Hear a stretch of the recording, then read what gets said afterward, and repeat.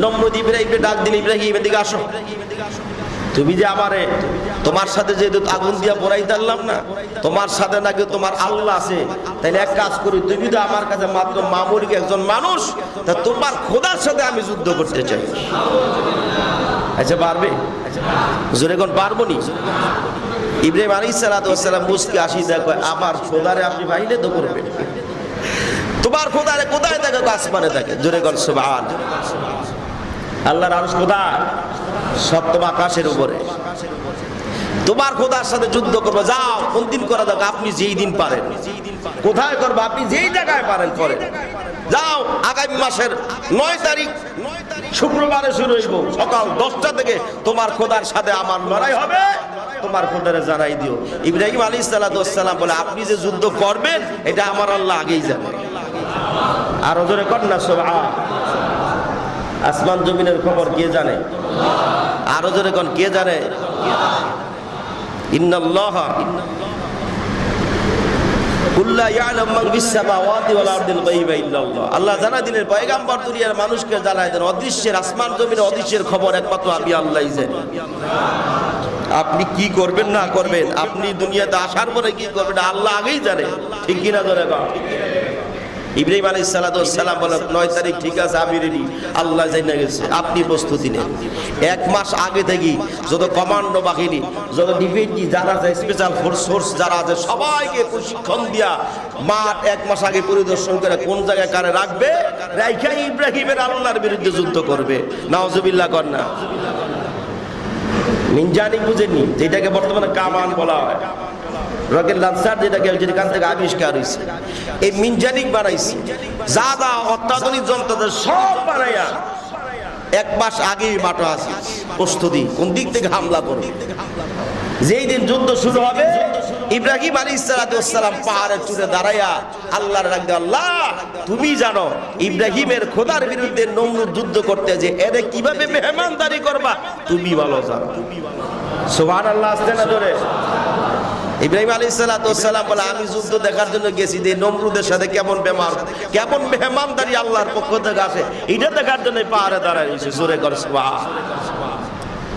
এবার সব বাহিনী নিয়ে মাঠে হাজির নমরুদ, চতুর্দিক থেকে তীর মারতেছে, মিনজানিক মারতেছে আসমানের দিকে, আল্লাহর নাকি মারবে। আল্লাহ রাব্বুল আলামিন জানাই দিলেন, এই ফেরেশতা একটা তীরের ভেতরে একটু রক্ত ভরাই দেস না।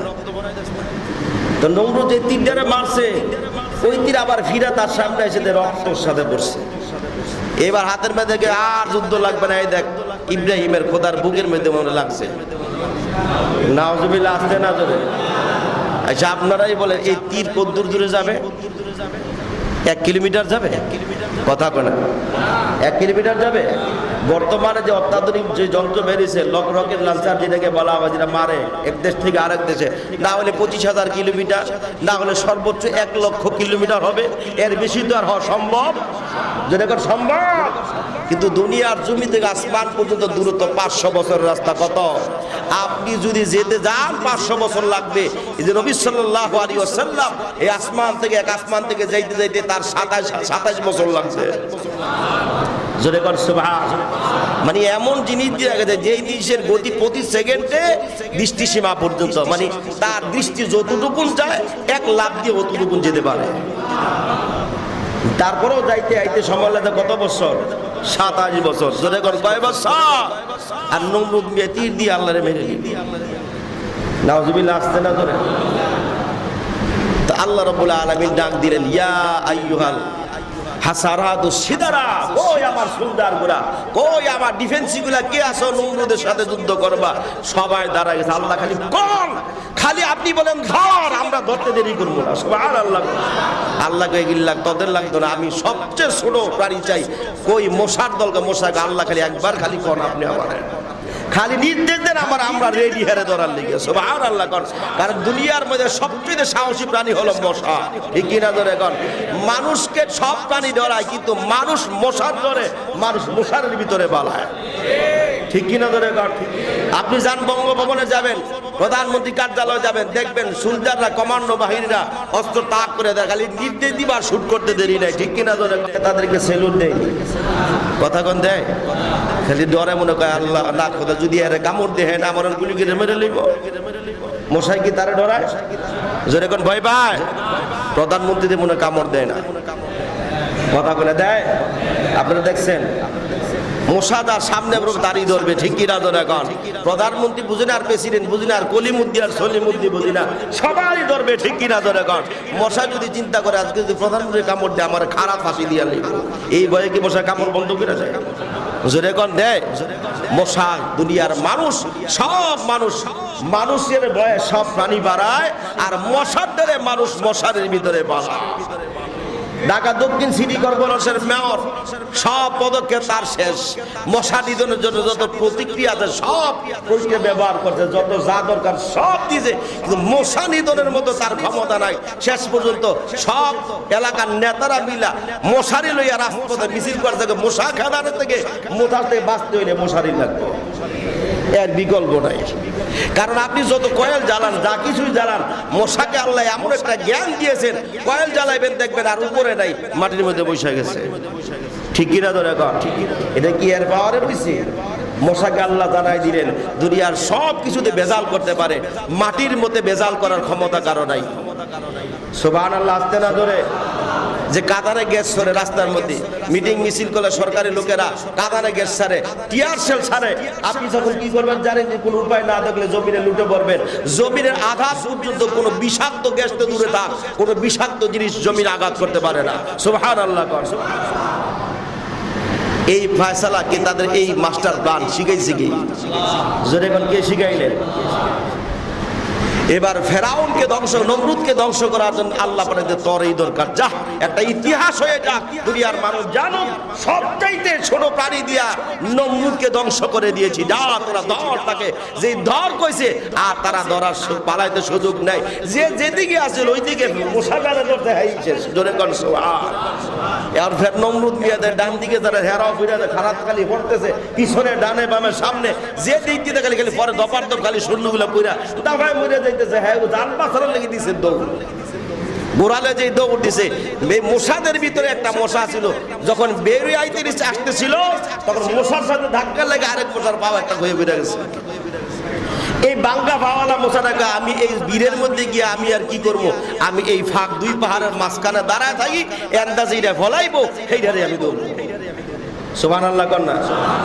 দেন আল্লাহ দুনিয়ার জমিনে আল্লাহর বিরুদ্ধে যারা করে, আল্লাহ সবচাইতে নিকৃষ্ট দিদি দিয়ে তাদেরকে ধ্বংস করে দেয়, ঠিক কিনা? ধরে কন আমেরিকার প্রেসিডেন্ট ছিল কি? বুশ। কে ছিল?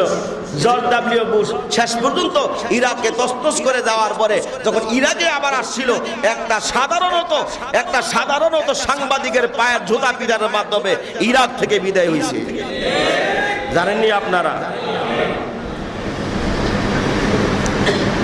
নমরুদ মিয়া শেষ পর্যন্ত পালানোর জন্য জান বাঁচাই দিছে দৌড়। এই দুই পাহাড়ের মধ্যে যে দৌড় দিছে, মশা আমি তো আগে তেরি দিস, তুই খালি আয়, যে দৌড় দিছে নাকদা মশা দুইকে জায়গা মতন গিয়ে বই দিছে। সুবহানাল্লাহ। হ্যাঁ, তো মশা কোন দিকটা ঢুকছে হ্যাঁ তো কইতেই পারতো না, কারণ জানলে দৌড় দিছে। তো গরম বাজে তারপর বিল্ডিং এর ভিতরে ঢুইকা দরজা বন্ধ করে দেয়, এমপি মন্ত্রীদেরকে নিয়ে পরামর্শ যে এত বড় একটা সাধারণত মশার কাছে আমরা পরাজয়, ইব্রাহিমের খোদারে খুঁজে পাইলাম না, মশার কাছে আমার সৈন্য বাহিনী সব শেষ, তাহলে কেমনে আবার দ্বিতীয়বার যুদ্ধ করে বিজয় হওয়া যায়? পরামর্শ লেগে গেল। নাউজুবিল্লাহ করেন, কত বড় হারামি দেখছি। আল্লাহ রাব্বুল আলামিন তার মশাকে বলে, তুই চুপ করে বইয়ে রেছো, একটা কামড় দিস না। মশা যে ব্রেনের মধ্যে ভিতরে ডাকা মতো ঢুকে গেছে, ওখানে গেলে একটা কামড় দেয়, মাথা জুকারি দেয়, যত জুকারি দেয় কামড় তো আর বন্ধ নাই, মাথার মধ্যে একটা থাপড়া দিলে কিছুক্ষণ চুপ থাকে। এবার হ্যাঁ চিন্তা করে, নমরুদ চিন্তা করে, আমি খালি মাথা থাপড় দিব না, কথাই কব, একজন লোক রাখলে যখন আমি মাথা নাড়া দিব একটা করে বাড়ি দিবি। কি দিয়ে বাড়ি দিবি? বাড়ি দিবি আর কি, লো আমার পায়ের খরম। আগের দিনে দেখছেন কিনা পায়ের মধ্যে জোতা থাকতো, কাঠের জোতা, দেখছেন না? এটাকে খরম বলতো। কি বলতো? এটা ওখানে বিভিন্ন জায়গায় আছে, ঢাকা জাদুঘরের মধ্যে আছে এই খরম। আগের জমানা যারা পড়তো, আমাদের বালুদি এলাকায় আছে খরম। এটা কি কোন জায়গা আছে এটা কোন জিত না। যাই হোক, এই খরম নিয়ে একটা হাতে দিয়া বলে, আমি যখন মাথা জোর লাড়া দিব তখন একটা করে আস্তে করে বাড়ি দিস। এবার যে যুবক গরম হাতের মধ্যে নিয়ে দাঁড়ায় রয়েছে, আর মাথা নাড়া দিলে আস্তে করে বাড়ি দেয়। হ্যাঁ, বারে বারে বাড়ি দেয়, আসতে বাড়ি দেয় কতক্ষণ, কারণ জুয়ান মানুষ তো বাড়ি দিতে গেলে তো আসতে দিতে পারে না, একটু জোরে এবারে। হ্যাঁ, আবার এই নমরুদ ধমক দেয়, আসতে দিস, আমি ব্যথা পাই না, আসতে দিস। তো যুবকরে বারবার ধমক দেবে, এমন রাগ আল্লাহ উঠাই দিলেন। উঠাই দিতে গিয়া নমরুদ যখন মাথা নাড়া দিয়ে হ্যাঁ রাগ করে, ইমন দেওয়াই দিব, এমন জোরে বাড়ি দিছে মাথা 2 ভাগ হয়ে গেছে, আর ভিতর থেকে মশা বাইরে আলহামদুলিল্লাহ বাইরে গেছে। জোরে কন্যা সুবহান। আল্লাহ রাব্বুল আলামিন দুনিয়ার মানুষকে জানাই দিলেন, আমি আল্লাহর বিরুদ্ধে, আমার নবী রাসূলের বিরুদ্ধে, আমার দ্বীনের বিরুদ্ধে যারাই ষড়যন্ত্র করবে, আমার বিরুদ্ধে যারা যুদ্ধ লিপ্ত হবে, তাদেরকে দুনিয়া থেকে বিদায় এমনি করব না, জোটা পিটার মাধ্যমে দুনিয়া থেকে বিদায় করব। ঠিক কিনা ধরে গান? এই জন্য সতর্ক হয়ে দিতে হবে, যারা আল্লাহর বিরুদ্ধে সংগ্রাম করো, আল্লাহর বিরুদ্ধে যারা ষড়যন্ত্র করো, দ্বীনের বিরুদ্ধে, মসজিদ মাদ্রাসার বিরুদ্ধে যারা কথা বলো, তাদেরকে আল্লাহ এই ঘটনার মাধ্যমে জানাই দিলেন, বিরোধিতা করলে দুনিয়া থেকে লাঞ্ছিত হয়ে বিদায় হওয়া লাগবে। ঠিক কিনা ধরে গান? আল্লাহ আমাদেরকে বোঝার তৌফিক দান করেন।